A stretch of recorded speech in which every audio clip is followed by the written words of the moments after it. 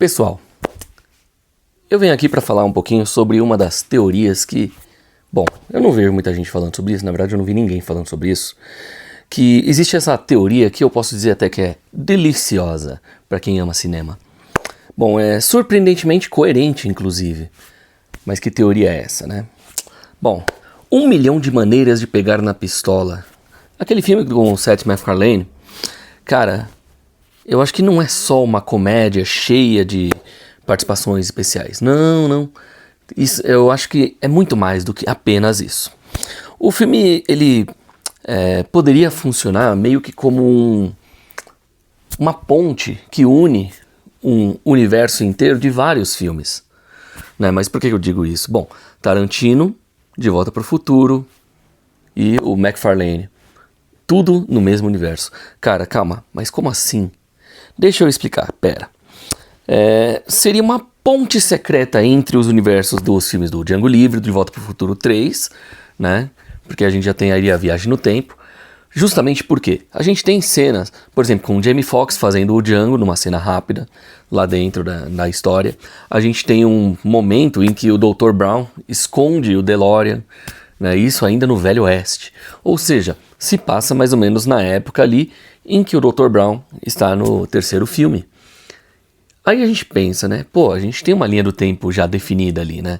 Então assim, tá, 1985, o doutor volta pra 1885.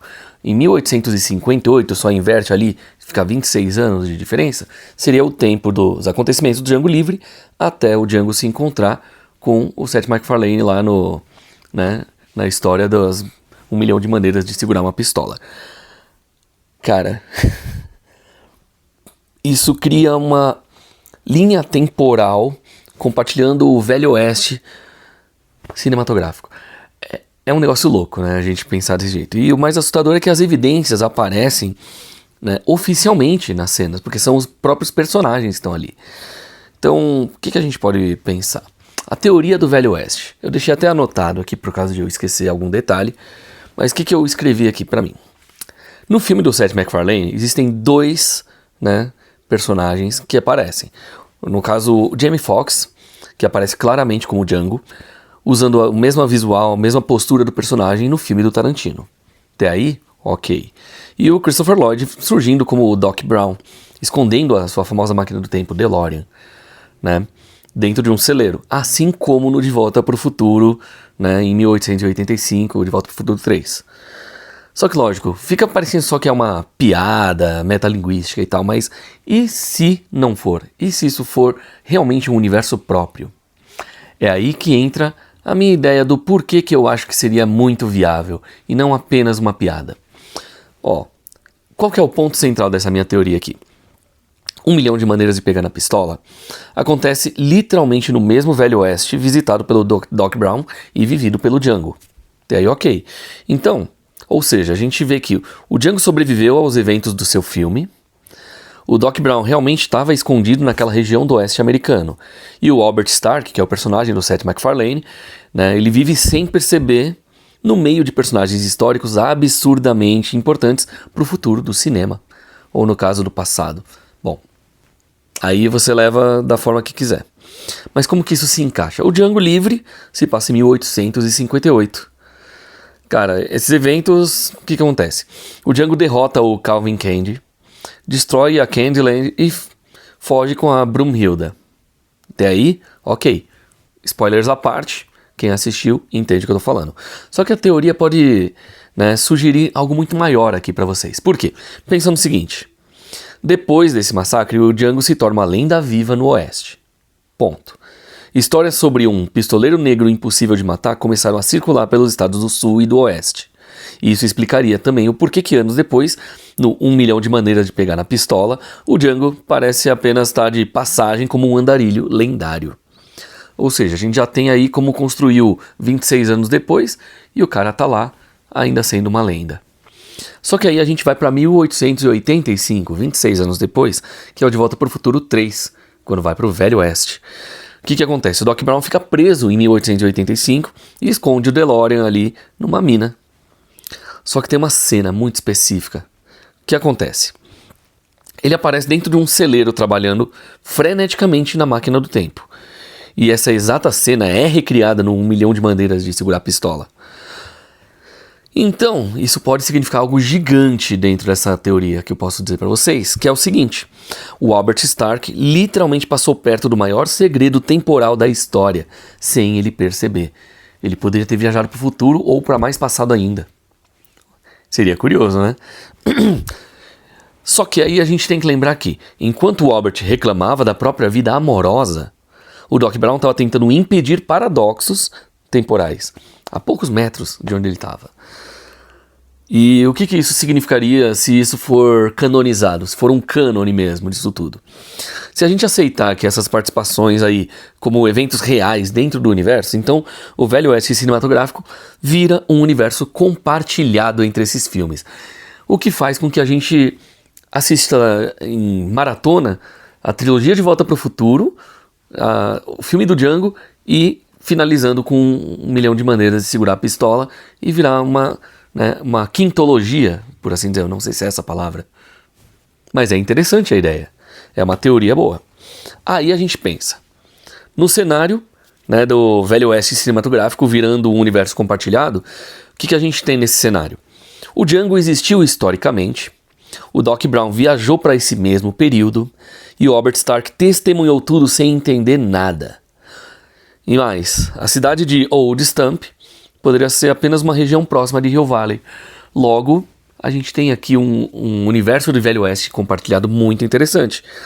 Vamos lá, tentar seguir aqui a ligação escondida do Homem Fora do Tempo, né, que tem um tema em comum nos 3 filmes, lógico. Né? No Django Livre, o Django é um homem à frente do seu tempo. De Volta para o Futuro 3, Marty e Doc literalmente vêm lá do futuro. E 1 milhão de maneiras de pegar a pistola. O que acontece? O Albert pensa como um homem moderno preso no Oeste. Ou seja, já estão conectados os temas não apenas pelo Velho Oeste em si, mas pela questão de tempo, de modernidade. Lógico, o Albert Stark constantemente critica costumes absurdos do Velho Oeste, como alguém que nasceu lá pro século XXI. Então já fica um negócio interessante, porque já entra aquele negócio: será que ele não é do futuro e esqueceu disso?